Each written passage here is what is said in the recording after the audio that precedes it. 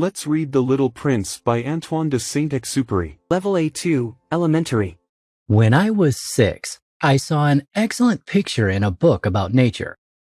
It showed a snake eating a wild animal. Some snakes eat other animals whole and then sleep for 6 months, the book said.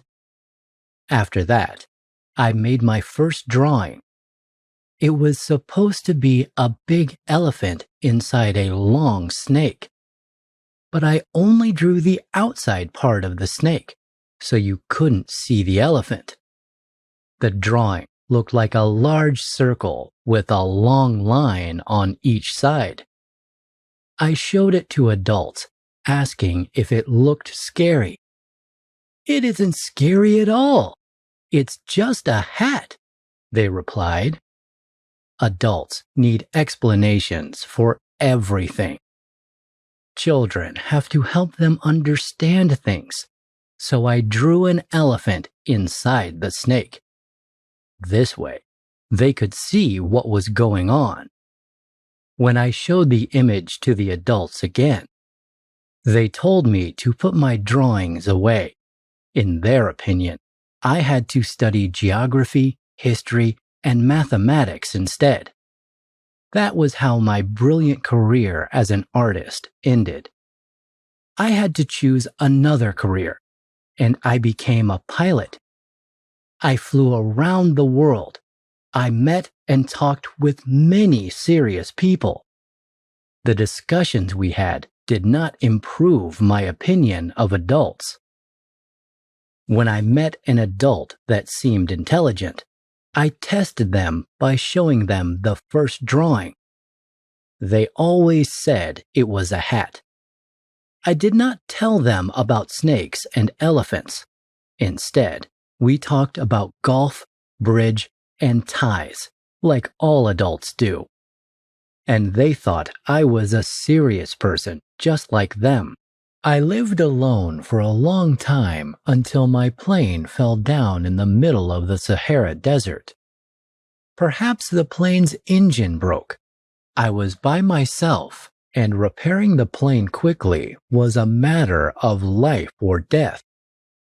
I only had enough water for 8 days. The nearest village was thousands of miles away. So I was really surprised to wake up the next morning to a soft voice saying, "Please, draw me a sheep." "What?" I asked. "Draw me a sheep," the voice repeated.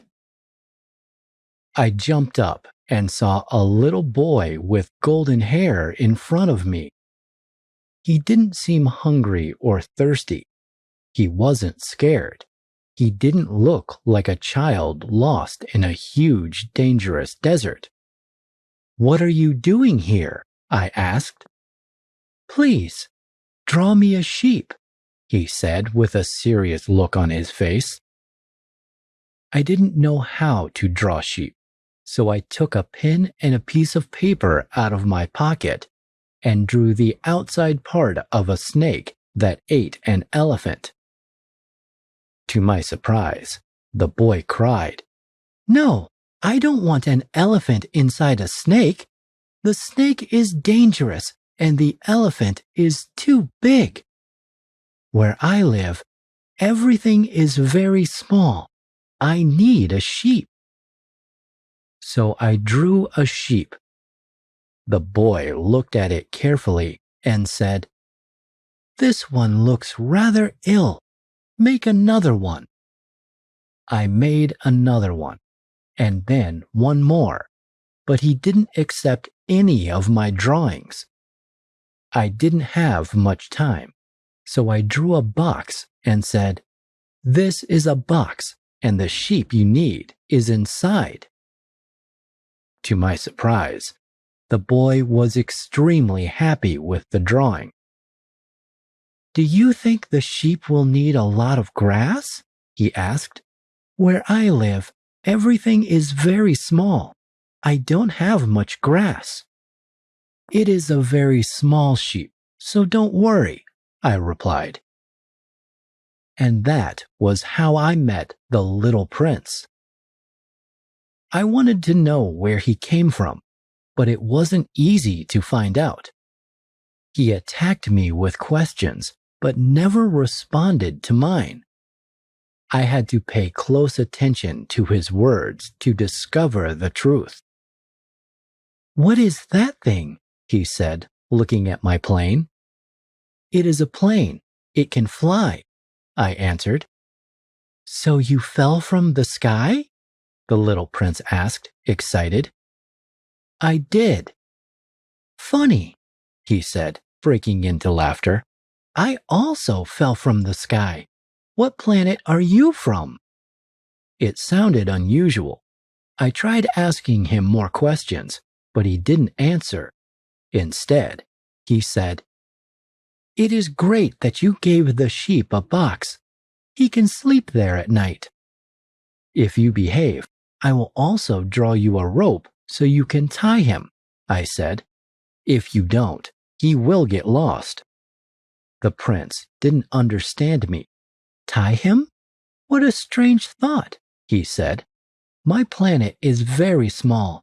He won't be able to run away." I soon learned that the prince's planet was the size of a house. Maybe it is an asteroid discovered by a Turkish scientist in 1905, I supposed. The planet was extremely small. If you took a short walk there, you could see the movement of the sun around it. One day, the little prince saw 44 sunsets this way. I also learned that on the prince's planet, there were bad and good plants. Good plants, like roses, were pretty and useful. Bad plants, however, were dangerous. They could grow all over the planet, take all available space, and destroy everything. For example, baobabs, trees that are extremely tall and wide, were bad plants. The prince spent a lot of time pulling them from the ground while they were still small. That's why he needed the sheep. He hoped that the sheep was going to eat the bad plants. One day he asked, "Do sheep also eat flowers?" "Sheep eat everything they find," I replied. "Even if the flowers have thorns?" the prince asked. "Yes, even then." The prince was surprised. "Why do they have thorns if they aren't at all helpful?" he asked. I didn't know. I was worried about my problem with the engine. It seemed rather serious. I was afraid of dying because I didn't have enough water. The prince repeated his question. "Thorns are not helpful. They are just the flower's way of being angry," I replied. "I don't believe you," the boy said. "Flowers are weak. They don't know how to be angry. They think that the thorns make them scary. That's all." I didn't answer. I was busy repairing the engine. The prince said, "So the flowers—" "I don't care about the flowers," I shouted. "I am doing serious things now." "Serious things," the prince said. "You talk like an adult. I am trying to understand why flowers grow useless thorns. Isn't it a serious question? Is the relationship between sheep and flowers not important?" His face turned red and he continued, "Suppose you have a very special flower. It doesn't exist anywhere except on your planet. And now a little sheep can simply eat it? You love this flower so much that just thinking about it makes you happy. And then it is suddenly dead because someone ate it. Is that not serious?" He couldn't continue because he started crying. I took him in my arms. "I'm going to draw you a fence to protect the flower," I said, because I didn't have a better idea. Don't forget to subscribe to our channel. Later, the prince told me more about his flower. It was a rose, beautiful but selfish. She asked the prince to take care of her, and he happily responded to all her requests. However, one day she told him a lie. It hurt him. He thought she didn't love him enough, so he decided to leave the planet. Later, the rose said that she was sorry. She was very sad to see the prince leave. The prince visited many asteroids and met many adults there. A king, a man that loved himself too much, a man that drank too much, and a businessman. He thought that adults were certainly very strange. He didn't understand them at all. The prince also met a geographer who recommended visiting Earth. I told him that Earth was a very particular planet. There were 2 billion adults on it, hundreds of kings, geographers, and even more businessmen and men who drank too much. In some places on Earth, I told him you could only see the sunset once a year. When the prince landed in the desert, he was surprised that there were no people. There was only a snake. He greeted the snake and asked, "Where are all the people?" "You are in the desert. There are no people here," the snake replied. "But the planet Earth is very big." "You are strange," the prince said. "You are thin like a finger." "But I have more power than any king," the snake told him. "I can send anyone to the place they came from. All I need is to touch them." The prince didn't reply. "I feel sorry for you.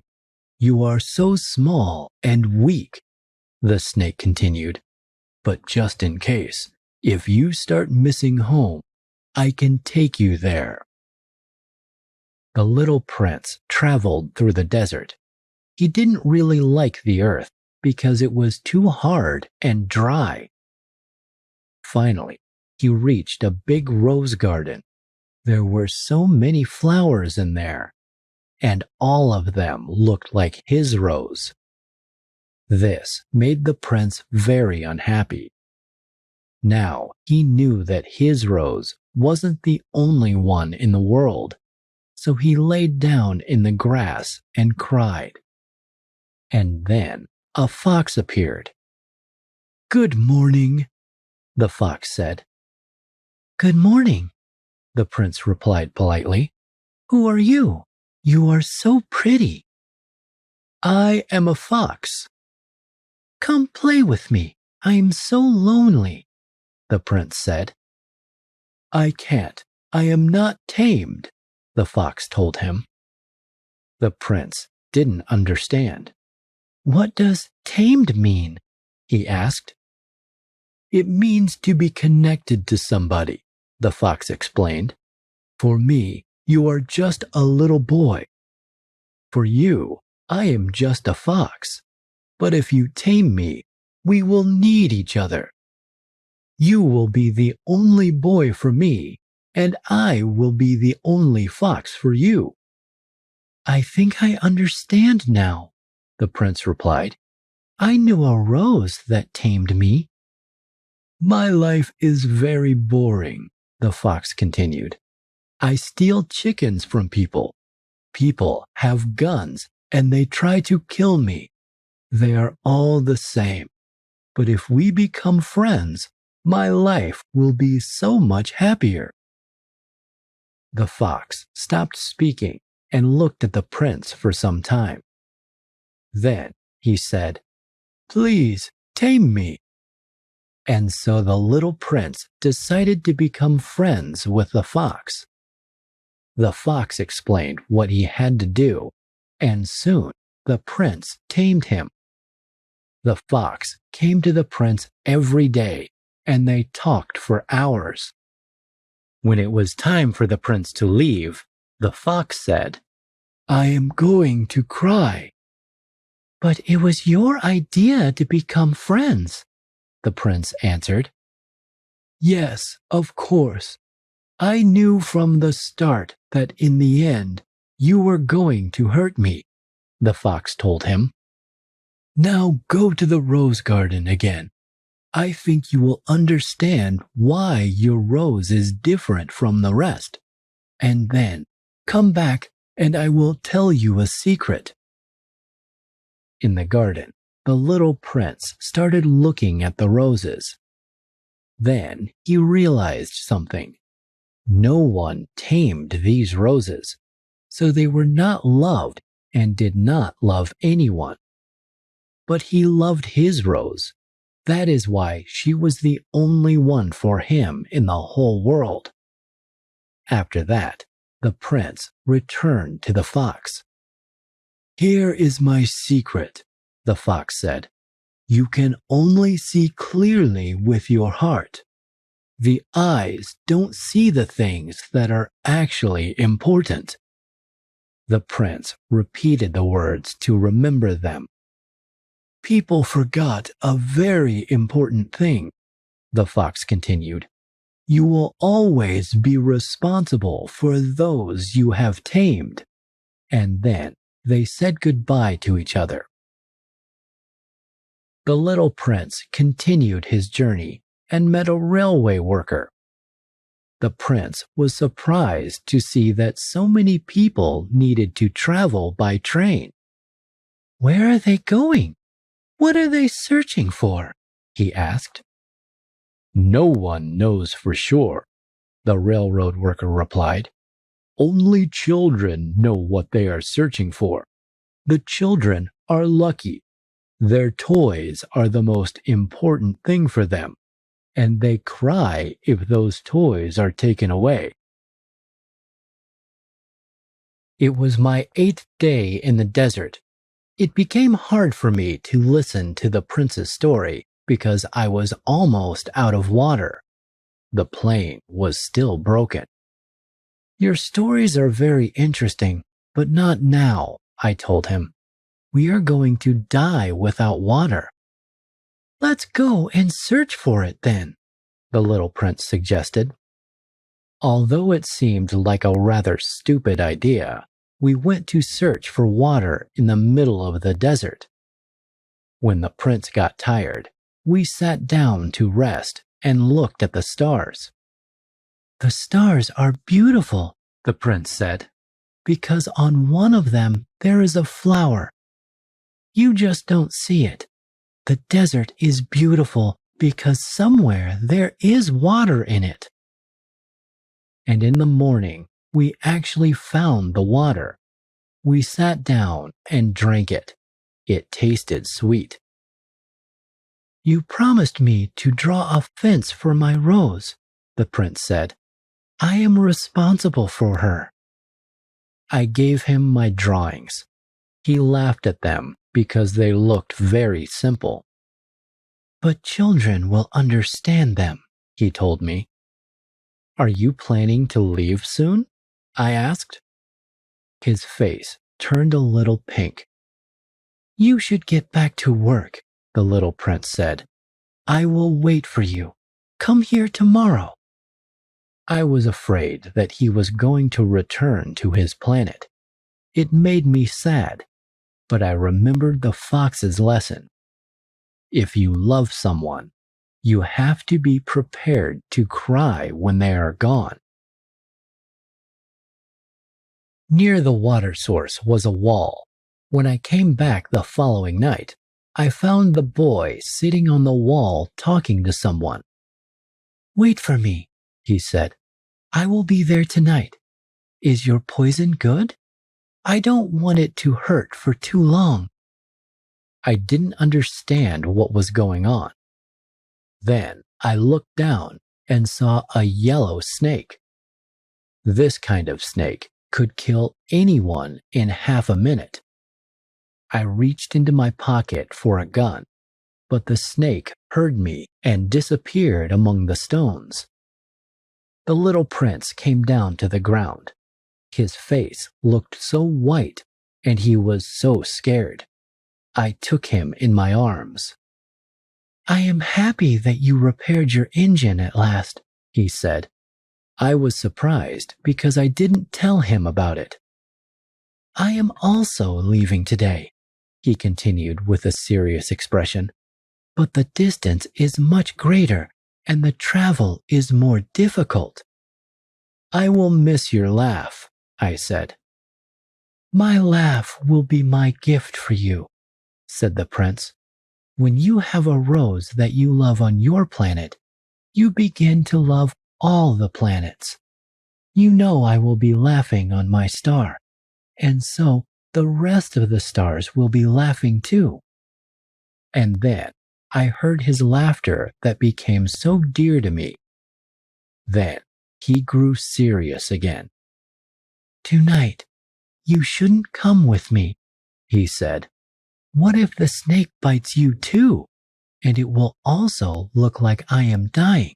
It might really hurt you." But I didn't listen to him. That night, I followed him anyway. He walked very quickly. Then he stopped at one point and told me, "Here is the place. Let me go there alone." He sat down because he was very scared. "My flower is so weak, she really needs me," he said. "I am responsible for her, so I need to go back." He sat there for a bit, then stood up. Suddenly, I saw the yellow snake touching his ankle. Then the little prince fell to the ground without making a sound. It has been 6 years since it all happened. I came back home safely, and I still work as a pilot. I know that the prince managed to get to his planet because I never found his body in the desert. But sometimes I worry, what if the fence I drew for the rose was too low? What if the sheep ate the rose by accident? It isn't very likely, but it also isn't impossible. Sometimes I think, the prince watches over the rose carefully. He will not let it happen. And then I hear the stars laugh. But then I ask myself, what if the sheep does it so quietly that he will not notice it until it is too late? And then I hear the stars cry. I think we will never know. But if you want to, look at the stars one night and ask yourself, has the sheep eaten the rose? You will see how everything changes, and no adult will ever understand how important such a thing may be. Read more stories for all levels on appava.com. Check more audiobooks on our channel.